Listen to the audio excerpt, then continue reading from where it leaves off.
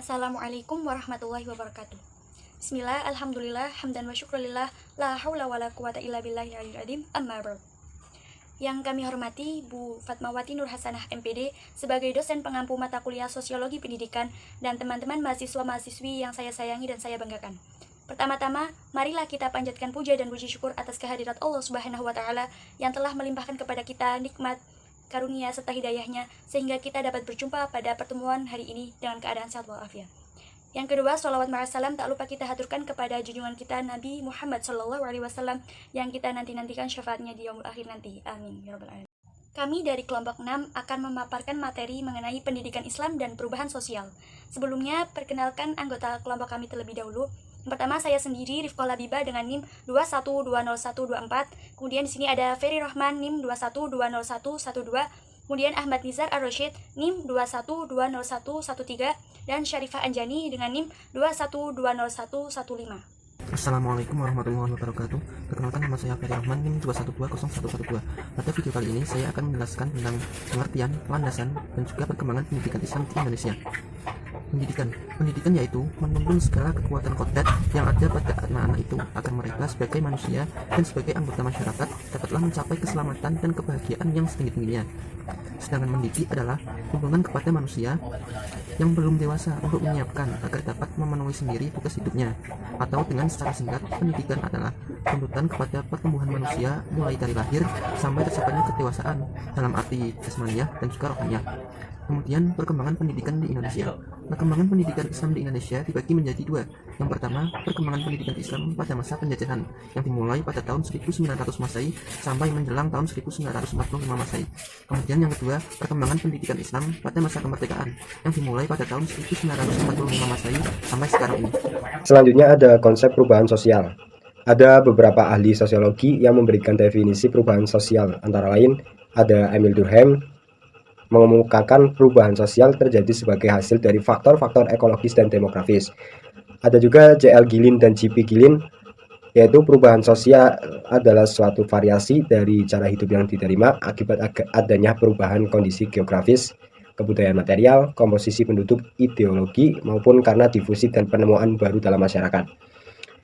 Selanjutnya ada Kingsley Davis, mengartikan perubahan sosial sebagai perubahan-perubahan yang terjadi dalam struktur dan fungsi masyarakat. Ada lagi William F. Ogburn, mengemukakan ruang lingkup perubahan sosial meliputi unsur-unsur kebudayaan baik yang material maupun imaterial. Yang terakhir ada Selo Sumarjan, perubahan sosial adalah perubahan-perubahan pada lembaga-lembaga masyarakat di dalam suatu masyarakat yang mempengaruhi sistem sosialnya, termasuk dalamnya nilai-nilai, sikap, dan pola perilaku di masyarakat.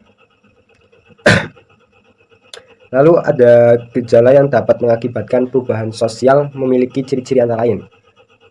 Setiap masyarakat tidak akan berhenti berkembang karena mereka mengalami perubahan baik lambat maupun cepat. Perubahan yang terjadi pada lembaga masyarakat tertentu akan diikuti dengan perubahan pada lembaga-lembaga sosial lainnya. Perubahan sosial yang cepat dapat mengakibatkan terjadinya disorganisasi yang bersifat sementara sebagai proses penyesuaian diri. Lalu ada perubahan tidak dibatasi oleh bidang kebendaan atau bidang spiritual karena keduanya memiliki hubungan timbal balik yang kuat.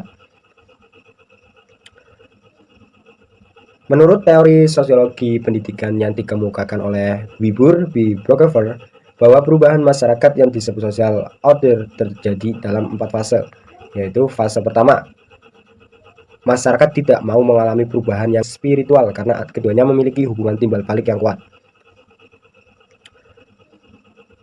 Menurut teori sosiologi pendidikan yang dikemukakan oleh Wilbur B. Brockever, bahwa perubahan masyarakat yang disebut social order terjadi dalam 4 fase, yaitu fase pertama, masyarakat tidak mau mengalami perubahan yang datang, baik dipaksakan atau datang mempengaruhinya. Semua perubahan yang datang akan ditolak, karena masyarakat ini berpegang teguh pada norma yang dianggap baik dan melindungi dirinya dari bencana. Fase kedua, masyarakat mengalami kebimbangan dalam menerima perubahan. Fase ketiga, masyarakat sudah mulai menerima perubahan sosial, sehingga mereka mempersiapkan generasi penerus mereka melalui pendidikan. Yang terakhir, yaitu fase keempat, masyarakat telah mengalami kemajuan yang sangat tinggi, sehingga dikelompokkan ke dalam masyarakat yang sudah established, yaitu kelompok masyarakat yang sudah mapan dalam bidang ideologi, politik, ekonomi sosial, budaya, pertahanan, dan keamanan. Dari gambaran di atas tampak bahwa masyarakat betapapun statusnya cepat atau lambat pasti mengalami perubahan. Anggota masyarakat dapat digolongkan menjadi dua, yaitu ada kelompok bersikap statis, yaitu yang selalu ingin mempertahankan yang sudah lama. Orang-orang yang semacam ini tidak mau melihat adanya perubahan di dalam masyarakat. Yang kedua ada kelompok bersikap dinamis, yaitu yang menghendaki adanya hal-hal yang baru dan maju. Mereka ini termasuk orang yang kreatif dan dinamis, yang ingin memajukan cara hidup, ingin kemakmuran dan kesejahteraan. Kedua kelompok inilah yang akan menjadi agen pembangunan masyarakat dan pendorong masyarakat untuk maju. Oleh karena itu, tugas pendidikan mencetak individu anggota masyarakat yang memiliki kecenderungan untuk maju, berpikir kreatif, dinamis, dan inovatif. Nah, selanjutnya ada teori perubahan sosial. Ada berapa sih teori perubahan sosial itu? Oke, jadi teori perubahan sosial itu ada 5. Yang pertama, teori siklus. Yang kedua, teori evolusioner. Yang ketiga, teori non-evolusioner. Yang keempat, teori fungsional. Dan yang terakhir adalah teori konflik. Yang keempat yaitu substansi perubahan sosial.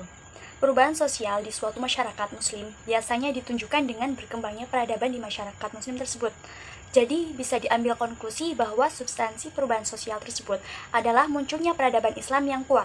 Menurut Ibnu Khaldun, di antara tanda wujudnya peradaban adalah berkembangnya ilmu pengetahuan seperti fisika, kimia, geometri, aritmetik, astronomi, optik, kedokteran, dan sebagainya.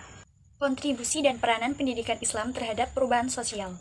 Jadi, dapat dikatakan dimensi tuntunan kualitas masa kini dan masa depan maupun dari kondisi pendidikan semakin kompleks dan multidimensional.